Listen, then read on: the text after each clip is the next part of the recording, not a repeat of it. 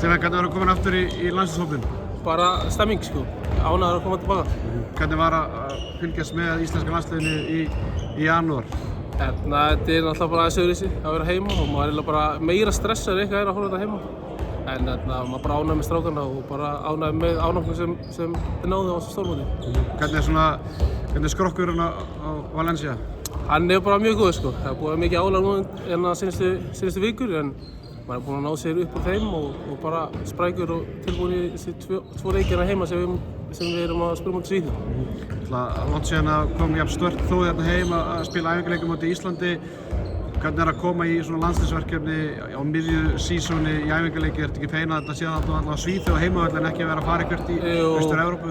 Jú, algjörlega sko. Það ferðast mikið núna síðustu vikur sko. En var líka bara ánægður að koma heim og fá að spila þessa leiki allan einn þeirra í valsheimilinu, þannig að það var mjög ánægður.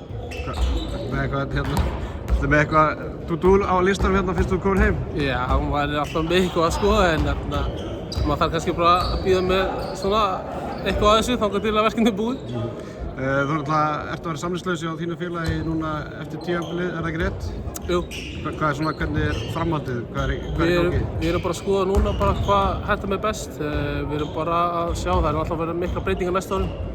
Þannig við erum bara að sjá bara hvað hentar mér bara sem best á næstu dögum og sjá bara hvað kemur á borðið. Ertu í viðræði við Benfica eða? Já, ég er líka í viðræði við Benfica.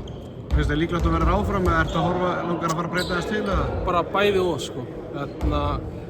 Við höfum alltaf bara tækifæri til að spila Champions League á næsta ári og við getum ef við náum þessu öðru sæti þá er það alltaf bara geðveikt líka sko. Þannig ég er bara svona, við erum bara að taka ákvörðun og skoða og bara sjá hvað hentar okkur best. Hvernig hefur tíminn verið í Portúgal og þessi portúgalska deild, þetta er svolítið svona upp og niður? Já, þetta er dálítið þannig sko. Það er samt skemmtileg deild. Mætti vera sterkari en við erum með Evrópudeildina sem öll lið fá ekki að spila og það er náttúrulega bara að gefa mjög mikið og vegur mjög mikið á móti. Þannig að þessi tími er búin að vera mjög skemmtilegir og fá að spila mikið núna undanfarið og er bara búin að vera mjög sáttir. Kom upp atvik í vetur þegar voru í bikarkeppninu þegar leikur hjá okkur var tvívegis frestaður. Þetta er aðeins lýst í hvað var í gangi þarna? Það var mjög skrítið sko, ég hef aldrei lent í þessu áður.